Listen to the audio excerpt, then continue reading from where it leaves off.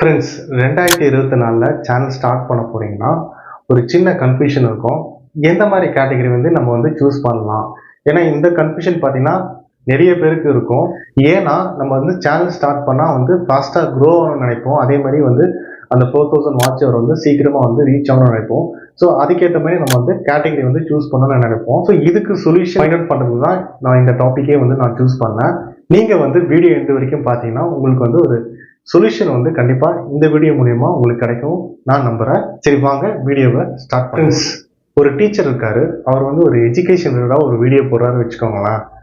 அவர் ஒரு 10th and 12th syllabus எடுக்கிறாரு. அவர் start பண்ணி ஒரு 2 years ஆகுது. பட் அவருக்கு பார்த்தீங்கன்னா வியூஸ் ரொம்பவே கம்மியாக வருது. ஒரு 500 to 1000 வியூஸ் வருது வச்சுக்கோங்களேன்.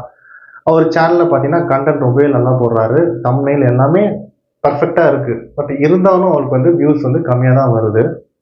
ஸோ அதே கேட்டகரியில் இன்னொரு சேனல் இருக்குது. ஸோ அந்த சேனலில் பார்த்தீங்கன்னா நிறைய மில்லியன் சப்ஸ்கிரைபர் வச்சுருக்காங்க. ஒரு 2 million சப்ஸ்கிரைபர் வச்சுக்கோங்களேன். அவருக்கு பார்த்தீங்கன்னா ஒரு ஆவரேஜ் வியூ பார்த்தீங்கன்னா 20 lakhs வருது.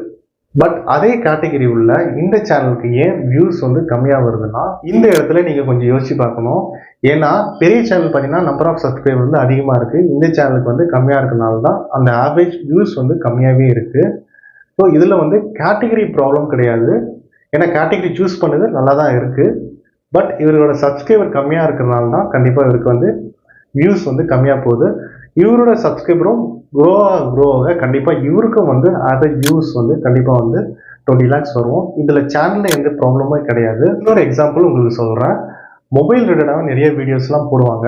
ஸோ இந்த ஆப்லாம் இன்ஸ்டால் பண்ணிங்கன்னா உங்களுக்கு பேட்டரி நல்லா இருக்கும், ஸ்ட்ரென்த் அதிகமாக இருக்கும் சொல்லிலாம் வீடியோஸ்லாம் போடுவாங்க.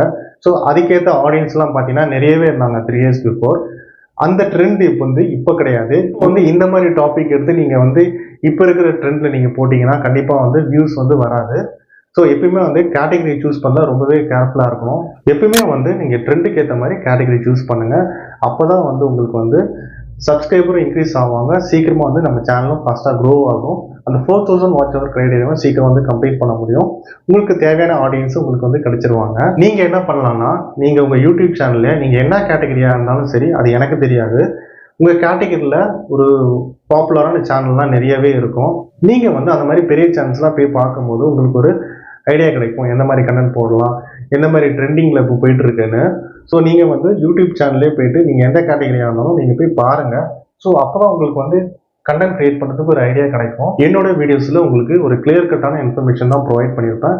வீடியோ பிடிச்சா லைக் பண்ணுங்கள். ஃபஸ்ட் டைமாக சேனல் வந்தால் சப்ஸ்கிரைப் பண்ணுங்கள். அப்போ தான் இந்த மாதிரி டாபிக் உங்களுக்கு நோட்டிஃபை ஆகிட்டே இருக்கும். ஸோ மீட் ஒரு புதிய டாப்பிக்கில் சந்திக்கலாம்.